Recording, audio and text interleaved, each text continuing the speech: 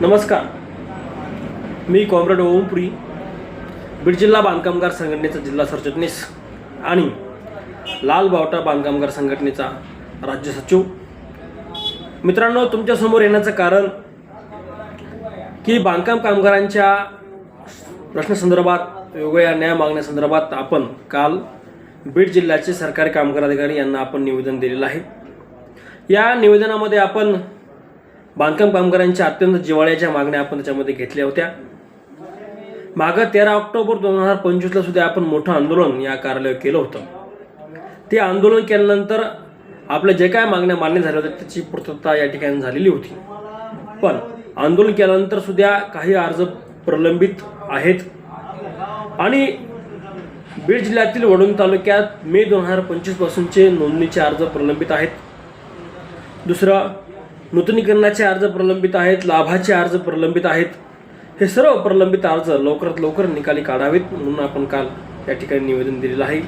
आणि हे निवेदन देत असताना या 3 प्रमुख मागण्यासोबत आणखीन आपण काही प्रमुख मागण्या या ठिकाणी घेतलेल्या आहेत. याच्यामध्ये बांधकाम कामगारांची जी आरोग्य योजना आहे त्या आरोग्य योजनेमध्ये जे काही हॉस्पिटल या ठिकाणी अलॉट केलेले आहेत त्या हॉस्पिटलची यादी प्रत्येक WC केंद्रावर लावावी, जेणेकरून त्या ठिकाणी गेल्यानंतर कामगाराला माहीत होईल की हे हॉस्पिटल आपल्या योजनेमध्ये आहेत. आणि आम्हाला असा अनुभव आला होता की काही हॉस्पिटलला आम्ही कामगार पाठवल्यानंतर त्या ठिकाणी ते म्हणतात की आमच्याकडे योजना या ठिकाणी नाही आहे.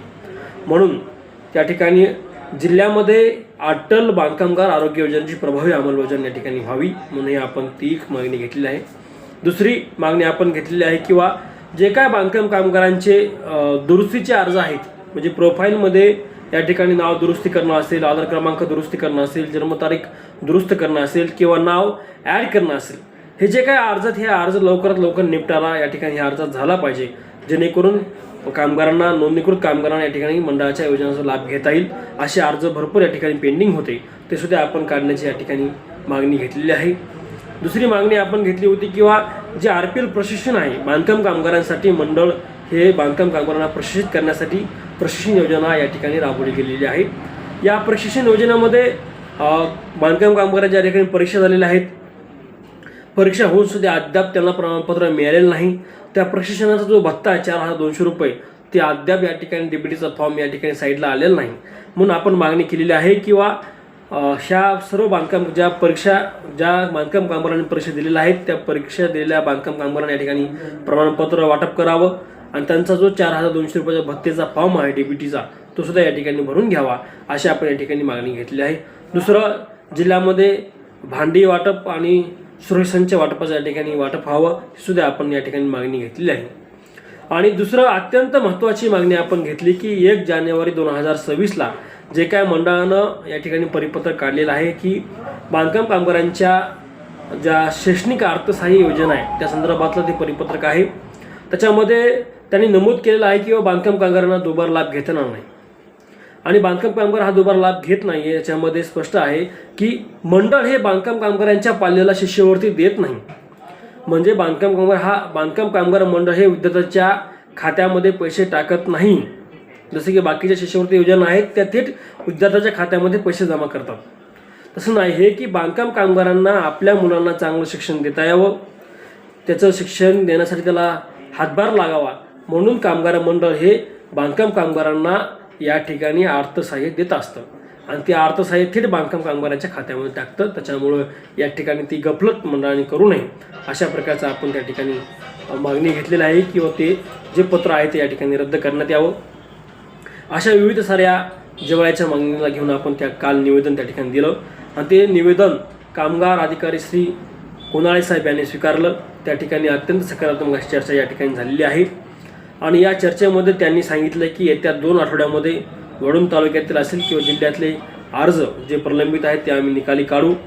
मग ते नोंदणीचे असतील, नूतनीकरणाचे असतील, लाभाचे असतील किंवा जे काय दुरुस्तीचे अर्ज आहेत ते सुद्धा आम्ही येणाऱ्या 2 आठवड्यामध्ये निकाली काढू, असं त्यांनी या ठिकाणी आपल्याला या चर्चेसंदर्भात चर्चा करत असताना शब्द दिलेला आहे. दुसरं, लागली त्यांनी RPL आणि आरोग्य योजनेच्या लोकांची या ठिकाणी बैठक बोलून त्या ठिकाणी त्यांना सूचनासुद्धा आपल्याला देखत केलेल्या आहेत. असे सकारात्मक या ठिकाणी चर्चा होऊन कामगाराचे प्रश्न सोडवण्यासाठी आपण कटिबद्ध आहोत. अशा प्रकारची संघटना आणि मंडळ यांनी सुद्धा या ठिकाणी जबाबदारी घेण्याचं निश्चित केलेलं आहे. त्या संदर्भानं संघटना ही सातत्यानं पाठपुरावा करत राहणार आहे. जर दिलेला शब्द जर मंडळाच्या अधिकाऱ्यांनी पाळला नाही तर येणाऱ्या काळात संघटनेने जसं मागं आंदोलन केले त्याच पद्धतीनं संविधानिक मार्गानं संघटना उद्या कामगाराला संघटित करून या ठिकाणी जोरदार त्या कार्याला जाऊन आंदोलन करेल असा इशारा सुद्धा आपण या ठिकाणी दिलेला आहे. आणि आपल्याला विश्वास आहे येणाऱ्या 2 आठवड्यामध्ये आपले जे काही प्रलंबित अर्ज आहेत ते निकाली निघतील आणि जे काही वरिष्ठ पातळीवरचे जे प्रश्न आहेत त्याच्यामध्ये जो 1 जानेवारीचा जो GRचा मी या ठिकाणी उल्लेख केला आहे त्याच्यासाठी सुद्धा राज्यभर आपली महाराष्ट्र लाल बावटा बांधकामगार फेडरेशन ही संघर्ष करणार आहे. तसाच या ठिकाणी सचिव असतील, कामगार मंत्री असेल यांच्यासोबत सुद्धा आपण पत्रव्यवहार केलेला आहे, निवेदन त्यांना सुद्धा दिलेले आहेत आणि प्रत्येक जिल्ह्याच्या कामगार अधिकाऱ्यांना, सहाय्यक कामगार आयुक्तांना आपण या ठिकाणी निवेदन देत आहोत की तो निर्णय आपण मागे घ्यावा आणि जे काय बांधकाम कामगाराची योजना त्याच्यामध्ये अत्यंत सुलभीकरण या ठिकाणी आणावं अशी सुद्धा आपण या ठिकाणी मागणी घेतलेली आहे. आणि दुसरं अत्यंत महत्त्वाची मागणी मला तुम्हाला सांगायची राहून गेली ते म्हणजे बांधकाम कामगारांचं अटल बांधकामगार घरकुल योजना ग्रामीण हे जे काय घरकुलचे प्रस्ताव गेल्या 3-4 वर्षापासून आपल्या बीड जिल्ह्यामध्ये पेंडिंग आहेत, हे प्रस्ताव या ठिकाणी तातडीने निकाली काढावा, त्याचा निपटारा करावा अशी सुद्धा आपण त्या ठिकाणी मागणी घेतलेली आहे. आणि मला खात्री आहे की या 2-3 आठवड्यामध्ये सुद्धा हे प्रस्ताव सगळे या ठिकाणी निकाली निघतील आणि आपल्या बांधकाम कामगारांना हक्काचं घरकुल या ठिकाणी मिळेल. आणि जर हे प्रस्ताव जर येणाऱ्या 2 आठवड्यामध्ये निकाली काढले नाही तर पुन्हा एकदा सांगतो की आपल्याला संघटित होऊन या मंडळाच्या कार्यालयावर आंदोलन केल्याशिवाय पर्याय नाही. पण आंदोलनाची वेळ या ठिकाणी येणार नाही, चर्चेतून या ठिकाणी मार्ग निघालेला आहे. आपण सकारात्मक राहूया आणि एकजुटीनं, एक दिलानं आपली चळवळ, आपली संघटना मजबूत करूया. एवढंच बोलतो थांबतो. इन्क्लाब जिंदाबाद.